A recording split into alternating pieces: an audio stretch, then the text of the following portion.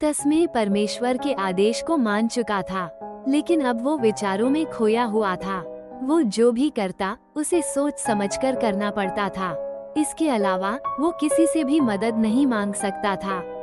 ईशान अलीशा की सच्चाई जानकर तबाह हो गया था। कोई भी शब्द उसे शांत नहीं कर सकते थे। उसने पहली बार प्यार किया था, लेकिन भाग्य ने उसके साथ एक अलग खेल खेला था। इस बीच ईथान को अपनी दुनिया में जाना था, लेकिन तस्मे के रूप में वो इतनी आसानी से नहीं जा सकता था। उसे सभी से छिपकर अपने दूसरे व्यक्तित्व ईथान या अपनी दूसरी दुनिया में बदलना था। उसके लिए यह इतना मुश्किल काम नहीं था, लेकिन अब परमेश्वर, जिसने उसे उसके बारे में जानकारी जुटाने के लिए कहा था, हर मिनट फोन कर रहे थे। इसलिए अपनी दूसरी पहचान की ओर बढ़ना थोड़ा मुश्किल हो रहा था, लेकिन अब उसे जाना ही था। तस्मे ने एक योजना बनाई। उसने परमेश्वर को फोन किया और कहा कि उसे कुछ जरूरी काम है और वो कुछ दिनों के लिए शहर से बाहर जा रहा है। परमेश्वर ने उसे कुछ दिनों की छुट्टी दे दी।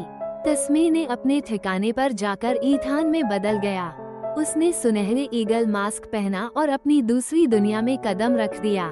ईथान के रूप में वो अपने काम में लग गया, लेकिन वो जानता था कि उसकी मुश्किलें अभी खत्म नहीं हुई हैं। परमेश्वर उसकी गतिविधियों पर नजर रखे हुए थे।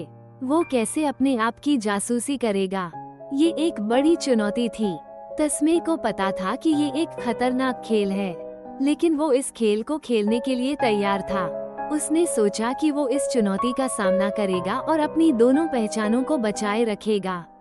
लेकिन क्या वो सच में ऐसा कर पाएगा? क्या वो इस खतरनाक खेल में जीत पाएगा? ये सवाल अभी भी बेजवाब हैं। ईथान ने अपने काम पर ध्यान केंद्रित किया।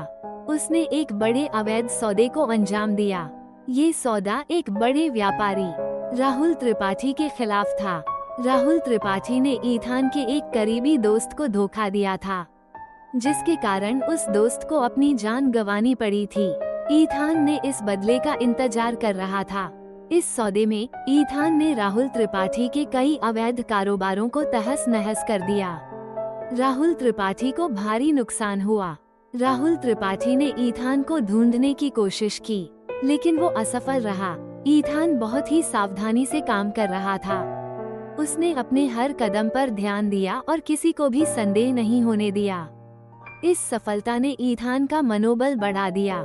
उसे लगा कि वो किसी भी चुनौती का सामना कर सकता है, लेकिन वो भूल गया था कि उसकी दूसरी पहचान तस्मे भी इस खेल में शामिल है।